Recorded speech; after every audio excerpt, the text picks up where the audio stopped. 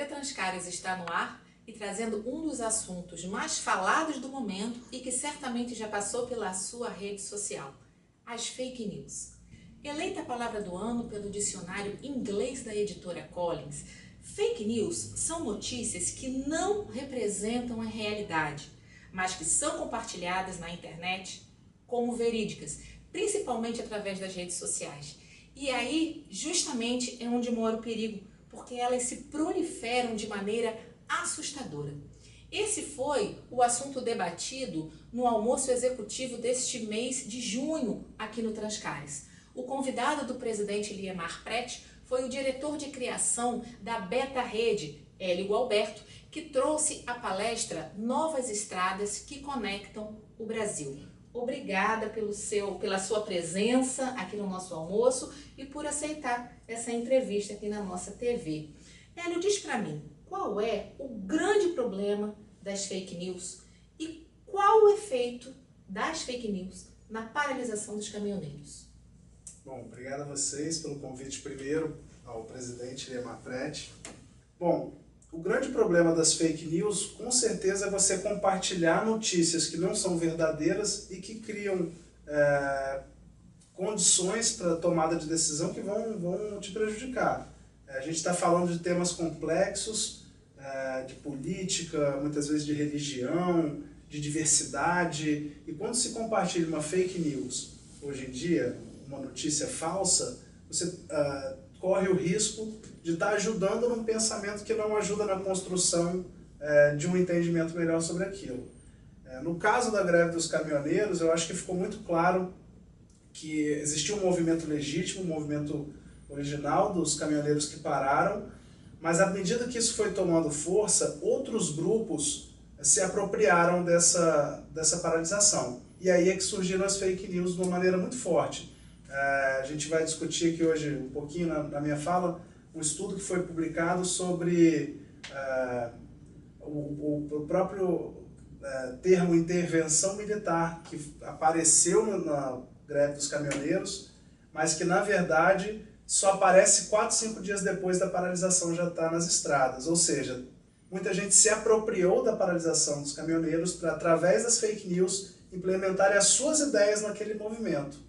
Então, tem tudo a ver o quanto que é ruim espalhar fake news com esse movimento, porque ele mostrou que outras pessoas foram se apropriando de uma coisa legítima para espalhar o que não era verdade.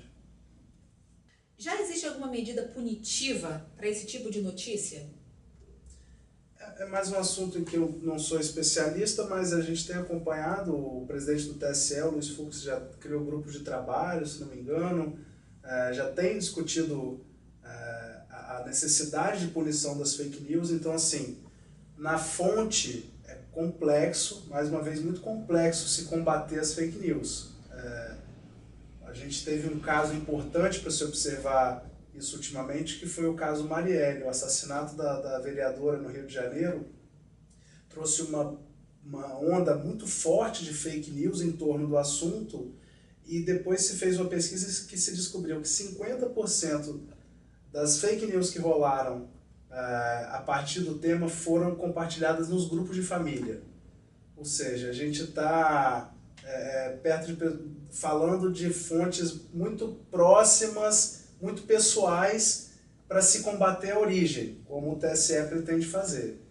Agora, tem um assunto que é importante nisso aí, que do ponto de vista dos líderes, das pessoas que como os empresários ligados ao Transcares, movimentam opiniões, movimentam o trabalho em torno de si, essa pessoa tem que ter cuidado. A gente já tem casos de pessoas que foram punidas, a própria desembargadora que fez comentários preconceituosos em nome e publicou isso numa rede social, isso foi levado como verdade e ela foi punida. É um caso notório para a gente entender que, sim, do ponto de vista coletivo, talvez seria muito difícil enfrentar o problema das fake news.